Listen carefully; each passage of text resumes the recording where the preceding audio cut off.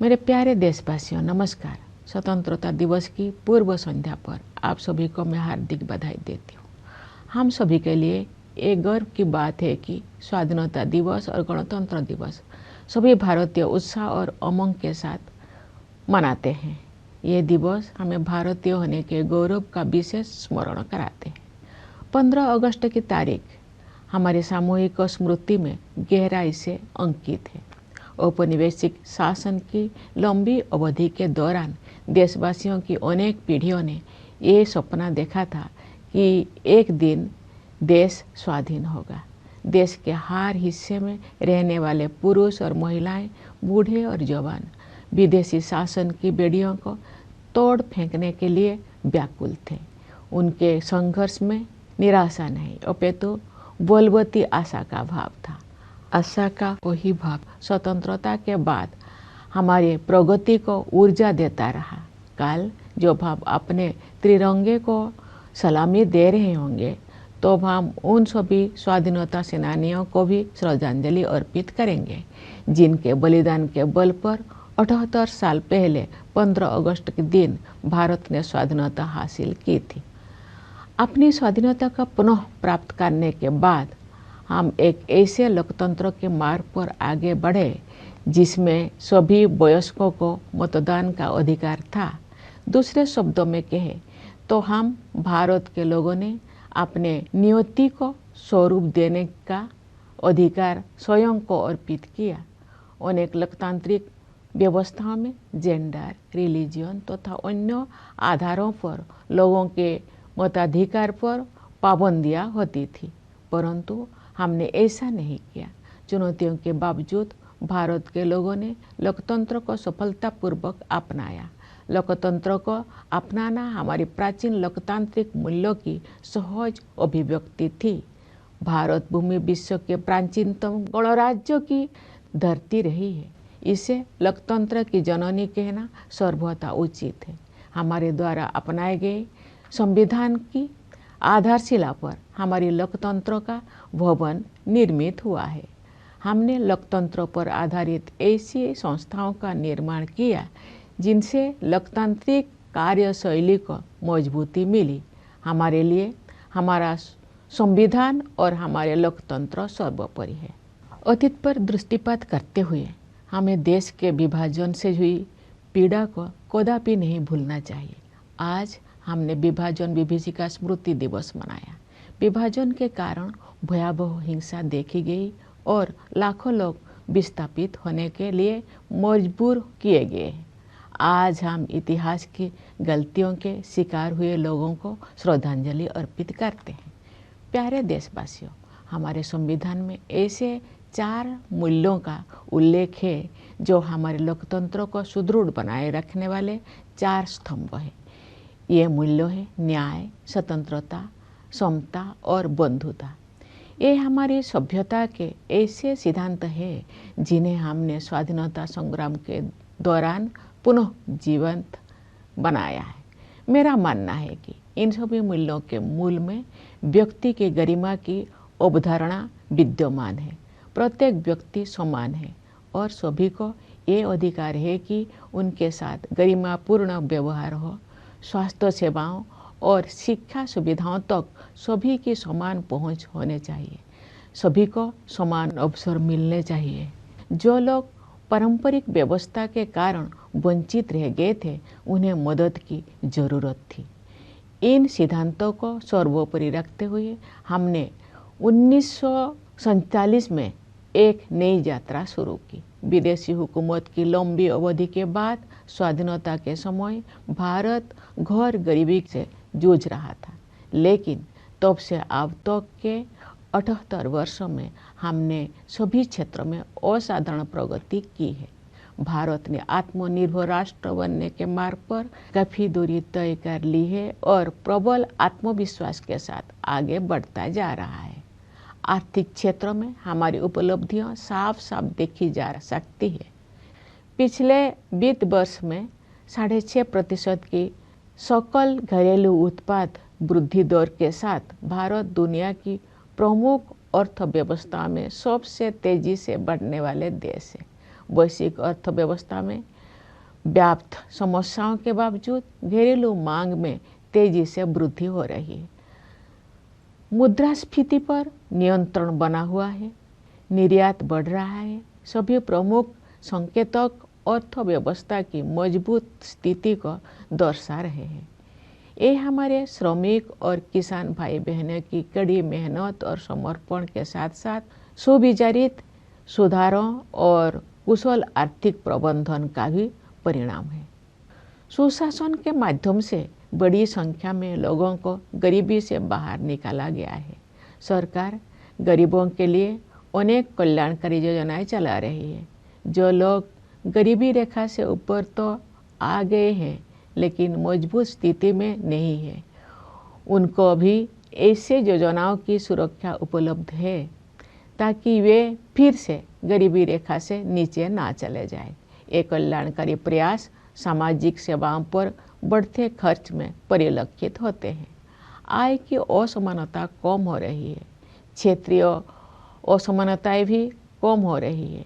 जो राज्यों और क्षेत्र पहले कमजोर आर्थिक प्रदर्शन के लिए जाने जाते थे, वे अब अपनी वास्तविक क्षमता प्रदर्शित कर रहे हैं और अग्रणी राज्य के साथ बराबरी करने की दिशा में आगे बढ़ रहे हैं। हमारे अग्रणी व्यवसायियों, लघु एवं मध्यम उद्यमियों और व्यापारियों ने हमेशा कुछ कर गुजरने की भावना का परिचय दिया है। समृद्धि के सृजन के मार्ग में आने वाली रुकावटों को दूर करने की आवश्यकता थी। पिछले एक दशक के दौरान बुनियादी ढांचे में हुए विकास में ये स्पष्ट रूप से दिखाई देता है। हमने भारतमाला परियोजना के तहत राष्ट्रीय राजमार्ग नेटवर्क का विस्तार और सुदृढ़ीकरण किया है। रेलवे ने भी नवाचार को प्रोत्साहन दिया है तथा नवीनतम टेक्नोलॉजी से युक्त नई तरह की रेलगाड़ियों और डिब्बे का उपयोग किया जाने लगा है। कश्मीर घाटी में रेल संपर्क का शुभारंभ करना एक प्रमुख उपलब्धि है। शेष भारत के साथ घाटी का रेल संपर्क उस क्षेत्र में व्यापार और पर्यटन को बढ़ावा देगा और नई आर्थिक संभावनाओं के द्वार खोलेगा। कश्मीर में इंजीनियरिंग के ये असाधारण उपलब्धि हमारे देश के लिए एक ऐतिहासिक माइलस्टोन है। देश में शहरीकरण तेज गति से हो रहा है, इसलिए शहरों की स्थिति सुधारने पर सरकार विशेष ध्यान दे रही है।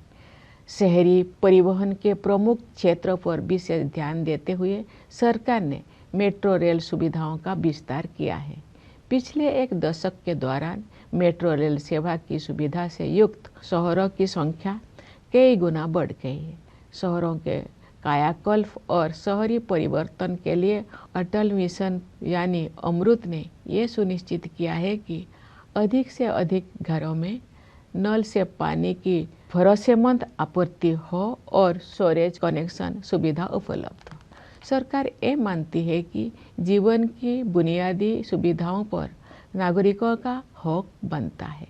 जल जीवन मिशन के तहत ग्रामीण घरों में नल से जल पहुंचाने में प्रगति हो रही है। अपने तरह के विश्व की सबसे बड़ी स्वास्थ्य सेवा योजना आयुष्मान भारत के अंतर्गत विभिन्न कदम उठाए गए हैं। उन प्रयासों के परिणाम स्वरूप स्वास्थ्य सेवा के क्षेत्र में हम क्रांतिकारी बदलाव देख रहे हैं। इस योजना के तहत अब तक 55 करोड़ से अधिक लोगों को सुरक्षा कवच प्रदान किया जा चुका है। सरकार ने 70 वर्ष और उससे अधिक आयु के सभी वरिष्ठ नागरिकों को इस योजना की सुविधा उपलब्ध करा दी है, चाहे उनकी आय कितना भी हो। स्वास्थ्य सेवाओं तक पहुंच से जुड़ी असमानताएं दूर होने से गरीब और निम्न मध्यम वर्गों के लोगों को भी सर्वोत्तम संभव स्वास्थ्य सेवाएं उपलब्ध हो रही है। इस डिजिटल युग में ये स्वाभाविक है कि भारत में सबसे अधिक प्रगति सूचना प्रौद्योगिकी क्षेत्र में हुई है। लगभग सभी गांव में 4G मोबाइल कनेक्टिविटी उपलब्ध है। शेष कुछ हजार गांव में भी ये सुविधा शीघ्र ही पहुंचा दी जाएगी। इससे डिजिटल भुगतान तकनीकी को बड़े पैमाने पर अपनाना संभव हो पाया है। डिजिटल भुगतान के क्षेत्र में भारत कम समय में ही विश्व का अग्रणी देश बन गया है। इससे डायरेक्ट बेनिफिट ट्रांसफ़र को भी बढ़ावा मिला है तथा लक्षित लाभार्थियों तक कल्याणकारी भुगतान बिना किसी रुकावट और लीकेज के पहुंचना सुनिश्चित हो रहा है। दुनिया में होने वाले कुल डिजिटल लेन देन में से आधे से अधिक लेन देन भारत में होते हैं। ऐसे बदलाव से एक गतिमान डिजिटल अर्थव्यवस्था का निर्माण किया गया है, जिसका योगदान देश के सकल घरेलू उत्पाद में साल दर साल बढ़ रहा है। आर्टिफिशियल इंटेलिजेंस टेक्नोलॉजिकल एडवांसमेंट का अगला चरण है, जो हमारे जीवन में अपना स्थान बना चुका है। सरकार ने देश के एआई क्षमताओं को मजबूत करने के लिए इंडिया एआई मिशन शुरू किया है। इस मिशन के तहत ऐसे मॉडल विकसित किए जाएंगे जो भारत की विशिष्ट आवश्यकताओं को पूरा करेंगे। हमारी आकांक्षा है कि वर्ष 2047 तक भारत एक ग्लोबल एआई हब बन जाए। इस दिशा में सामान्य लोगों के लिए तकनीकी प्रगति का सर्वोत्तम उपयोग और प्रशासन व्यवस्था में सुधार करके उनके जीवन को बेहतर बनाने पर विशेष ध्यान दिया जाएगा। जनसामान्य के जीवन को बेहतर बनाने के लिए कारोबार को आसान बनाने के साथ साथ जीवन को आसान बनाने पर भी समान बल दिया जा रहा है। विकास तभी सार्थक होता है जब हाशिए पर के लोगों तक सहायता पहुँचे और उनके लिए नए अवसर उपलब्ध हो। इसके अलावा हम हर संभव क्षेत्रों में अपनी आत्मनिर्भरता बढ़ा रहे हैं। इससे हमारा आत्मविश्वास बढ़ा है और विकसित भारत बनने की हमारी यात्रा की रफ्तार तेज हुई है। पिछले सप्ताह 7 अगस्त को देश में राष्ट्रीय हथकरघा दिवस मनाया गया। इस दिवस को मनाने का उद्देश्य हमारे बुनकरों और उनके उत्पादों का सम्मान करना है। हमारे स्वाधीनता संग्राम के दौरान 1905 में शुरू किए गए स्वदेशी आंदोलन की स्मृति में वर्ष 2015 से ये दिवस हर साल मनाया जाता है। महात्मा गांधी ने भारतीय कारीगरों और शिल्पकारों के खून पसीनों से निर्मित और उनके अतुलनीय कौशल से युक्त उत्पादों को बढ़ावा देने के लिए स्वदेशी की भावना को और मजबूत किया था। स्वदेशी का विचार मेक इन इंडिया और आत्मनिर्भर भारत अभियान जैसे राष्ट्रीय प्रयासों को प्रेरित करता रहा है। हम सबको ये संकल्प लेना है कि हम अपने देश में बने उत्पादों को खरीदेंगे और उनका उपयोग करेंगे। प्यारे देशवासियों, सामाजिक क्षेत्र में किए गए प्रयासों से संवर्धित समग्र आर्थिक विकास के बल पर भारत 2047 तक एक विकसित अर्थव्यवस्था बनने के मार्ग पर अग्रसर है। मैं समझती हूँ कि अमृत काल के इस दौर में आगे बढ़ते जाने की राष्ट्रीय यात्रा में सभी देशवासी यथाशक्ति अपना सर्वाधिक योगदान देंगे। मेरा मानना है कि समाज के 3 ऐसे वर्ग है जो हमें प्रगति के इस मार्ग पर आगे बढ़ाएंगे। ये 3 वर्ग है हमारे युवा, महिलाएं और वे समुदाय जो लंबे समय से हाशिए पर रहे हैं। अंततः हमारे युवाओं को अपने सपनों को साकार करने के लिए अनुकूल परिस्थितियां मिल गई है। राष्ट्रीय शिक्षा नीति के माध्यम से दूरगामी बदलाव किए गए हैं। शिक्षा को जीवन मूल्य से तथा कौशल को परंपरा के साथ जोड़ा गया है। रोजगार के अवसर तेजी से बढ़ रहे हैं। उद्यमिता की आकांक्षा रखने वाले लोगों के लिए सरकार ने सर्वाधिक अनुकूल वातावरण उपलब्ध कराए हैं। युवा प्रतिभाओं की ऊर्जा से शक्ति प्राप्त करके हमारे आंतरिक कार्यक्रम का अभूतपूर्व विस्तार हुआ है। मुझे विश्वास है कि शुभांशु शुक्ला की इंटरनेशनल स्पेस स्टेशन की यात्रा ने एक पूरी पीढ़ी को ऊंचे सपने देखने की प्रेरणा दी है। ये अंतरिक्ष यात्रा भारत के आगामी मानव अंतरिक्ष उड़ान कार्यक्रम गगनयान के लिए अत्यंत सहायक सिद्ध होगी। नए आत्मविश्वास से भरपूर हमारे युवा खेल जगत में अपनी पहचान बना रहे हैं। उदाहरण के लिए शतरंज में आप भारत के युवाओं का जैसा वर्चस्व है वैसा पहले कभी नहीं था। राष्ट्रीय खेल नीति 2025 में निहित विजन के अनुरूप हम ऐसे आमूल बदलाव की परिकल्पना कर रहे हैं जिसके बल पर भारत एक वैश्विक खेल महाशक्ति के रूप में उभरेगा। हमारी बेटियां हमारे गौरव हैं। वे प्रतिरक्षा और सुरक्षा सहित हर क्षेत्र में अवरोधों को पार करके आगे बढ़ रहे हैं। खेलकूद को उत्कृष्टता, सशक्तिकरण और क्षमताओं का महत्वपूर्ण संकेतक माना जाता है। विश्व शतरंज चैंपियनशिप के लिए फीडे महिला विश्व कप का फाइनल मैच 19 वर्षों के भारत की एक बेटी और 38 वर्षों की एक भारतीय महिला के बीच खेला गया। ये उपलब्धि पीढ़ी दर पीढ़ी हमारी महिलाओं में विद्यमान विश्व स्तर की सतत उत्कृष्टता को रेखांकित करती है। रोजगार में भी जेंडर गैप कम हो रहा। नारी शक्ति बंधन अधिनियम से महिला सशक्तिकरण अब केवल एक नारा ना रहकर यथार्थ बन गया है।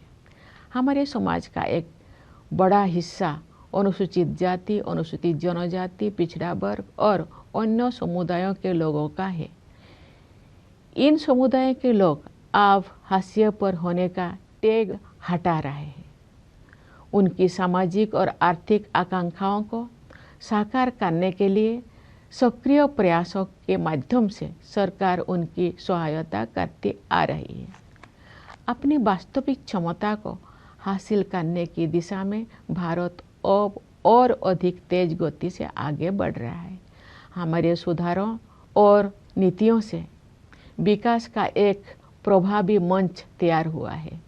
इस तैयारी के बल पर मैं एक ऐसे उज्जवल भविष्य को देख पा रही हूँ जहाँ हम सब अपनी सामूहिक समृद्धि और खुशहाली में उत्साहपूर्वक योगदान दे रहे होंगे। उस भविष्य की ओर हम भ्रष्टाचार के प्रति जीरो टॉलरेंस रखते हुए अनवरत सुशासन के साथ आगे बढ़ रहे हैं। इस संदर्भ में मुझे महात्मा गांधी की एक महत्वपूर्ण बात याद आ रही है। गांधी जी ने बताया था और मैं दोहराती हूँ, भ्रष्टाचार और दंभ लोकतंत्र के अनिवार्य परिणाम नहीं होने चाहिए। हम सब ये संकल्प ले कि गांधी जी के इस आदर्श को कार्य रूप देंगे और भ्रष्टाचार को समूल नष्ट करेंगे। प्यारे देशवासियों, इस वर्ष हमें आतंकवाद का दंश झेलना पड़ा।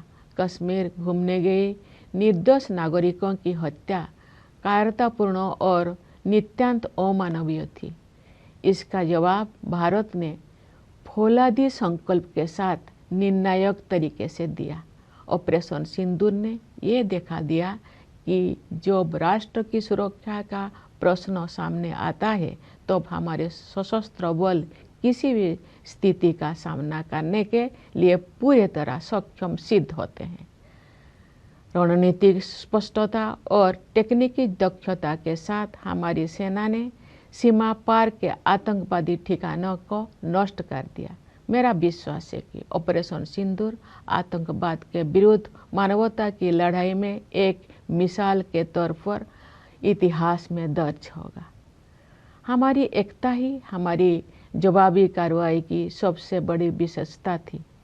यही एकता उन सभी तत्वों के लिए सबसे करारा जवाब भी है जो हमें विभाजित देखना चाहते हैं। भारत के दृष्टिकोण को स्पष्ट करने के लिए विभिन्न देशों में गए संसद सदस्यों के बहुदलीय प्रतिनिधि मंडलों में भी हमारी यही एकता दिखाई दी। विश्व समुदाय ने भारत की इस नीति का संज्ञान लिया है कि हम आक्रमणकारी तो नहीं बनेंगे, लेकिन अपने नागरिकों की रक्षा के लिए जवाबी कार्रवाई करने में तनिक भी संकोच नहीं करेंगे।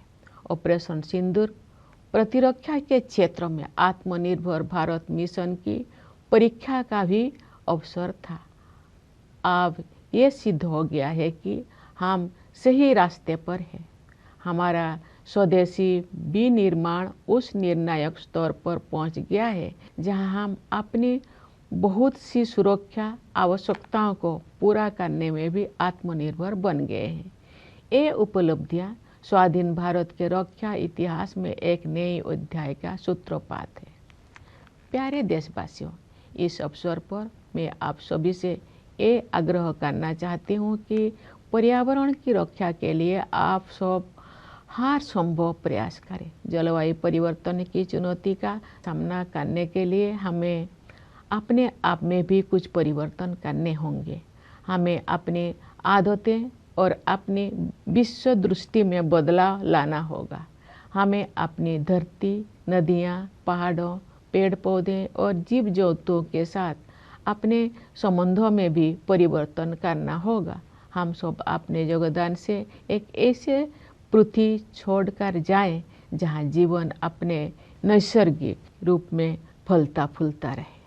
प्यारे देशवासियों, हमारी सीमाओं की रक्षा करने वाले सैनिकों, पुलिस तथा केंद्रीय सशस्त्र पुलिस बलों की ओर मेरा ध्यान विशेष रूप से जाता है। मैं न्यायपालिका और सिविल सर्विसेज के सदस्यों को भी अपनी शुभकामनाएं व्यक्त करती हूँ। विदेशों में स्थित भारतीय दूतावासों में कार्यरत भारतीय अधिकारियों और प्रवासी भारतीयों को भी मेरी ओर से स्वाधीनता दिवस की हार्दिक शुभकामनाएं। मैं एक बार फिर आप सभी को स्वाधीनता दिवस की बधाई देती हूँ। धन्यवाद। जय हिंद, जय भारत।